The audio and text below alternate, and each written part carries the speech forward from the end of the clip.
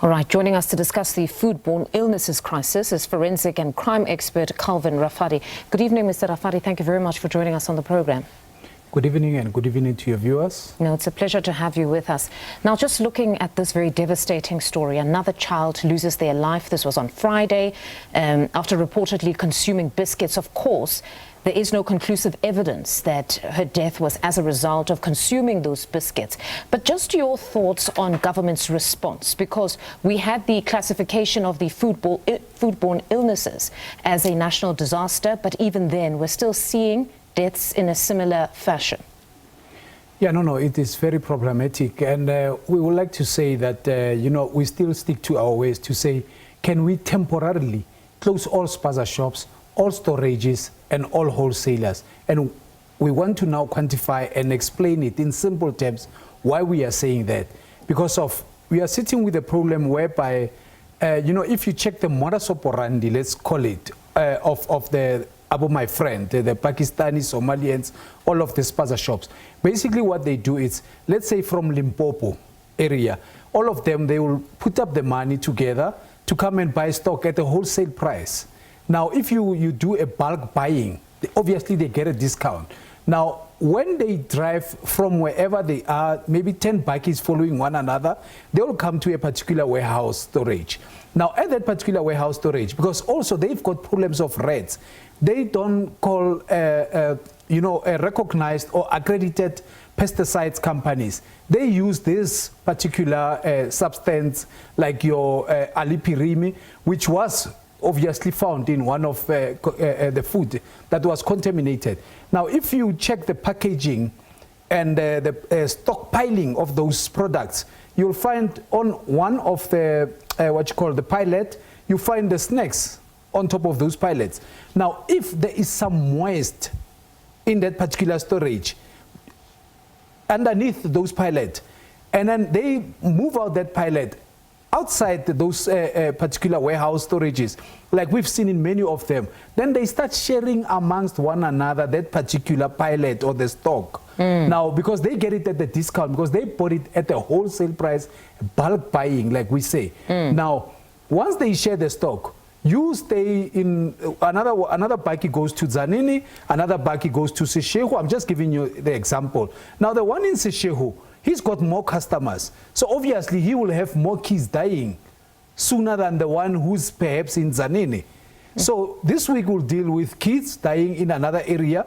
And then that other one, the minute he starts now selling his stuff, already he's selling that contaminated, like we say that the moist of those poisons where they store the food. That's where the problem is.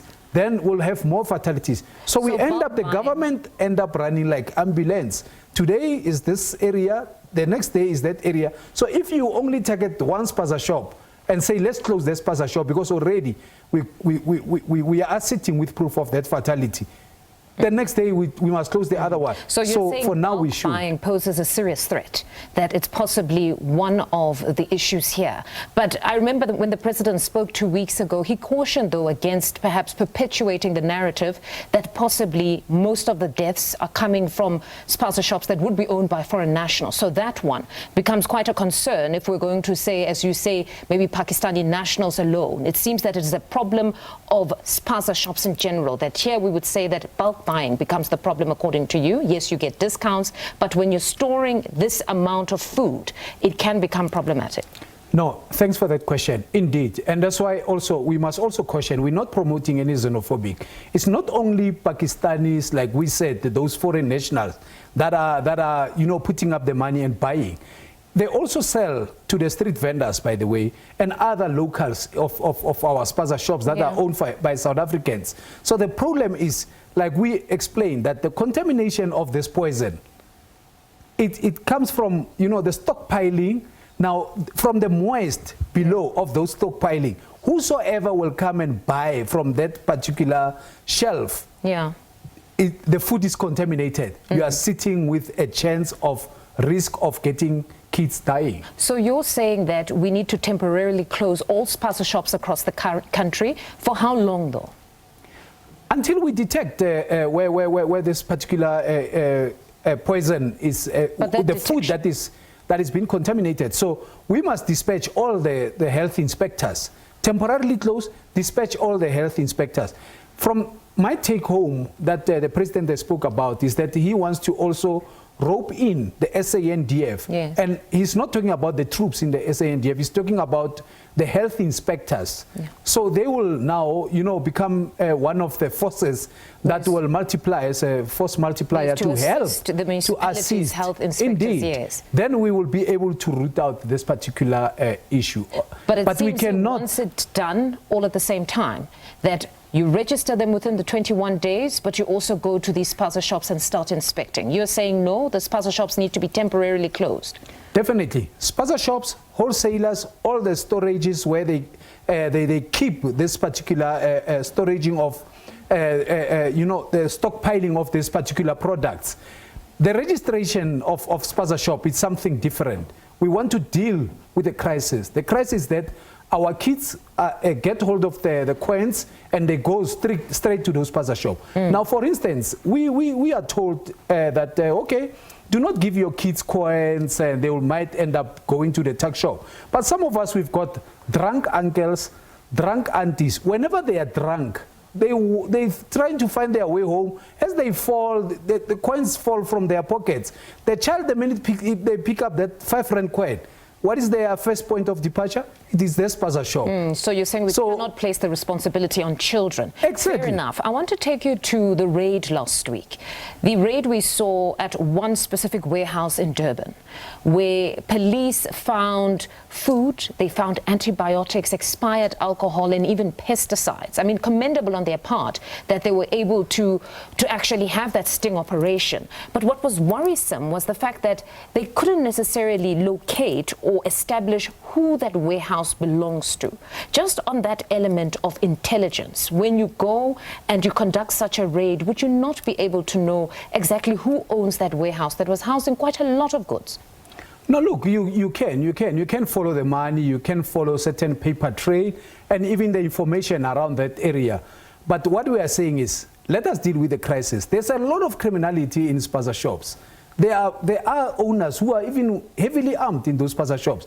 I mean, we've seen over the weekend that some ammunition of AK-47 was found in one of the Spaza shops. Some, they believe they're funding terrorism and blah, blah, blah. Quite a lot of theories abound. Those criminality elements, we'll deal with them later. For now, let us save our kids. Government cannot run like ambulance. Every now and then, while we are thumb-sucking, we can't nip this problem in the bud. We detect every week we wake up with bad news. So let us close all these warehouses, all these Spaza shops.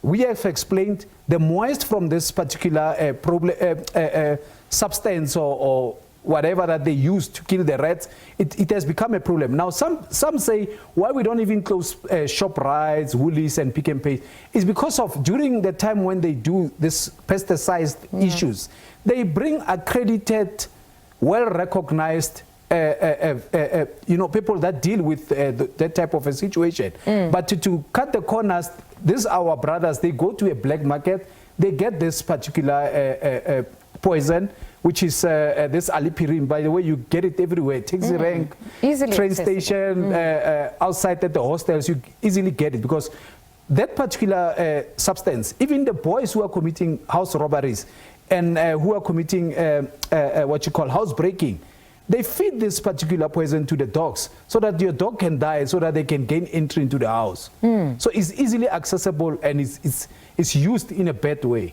Calvin, thank you very much for joining us this evening. That's Calvin Rafadi. He's a forensic and crime expert. His view is that we need to close all Spaza shops immediately and then try to get to the root cause of this problem.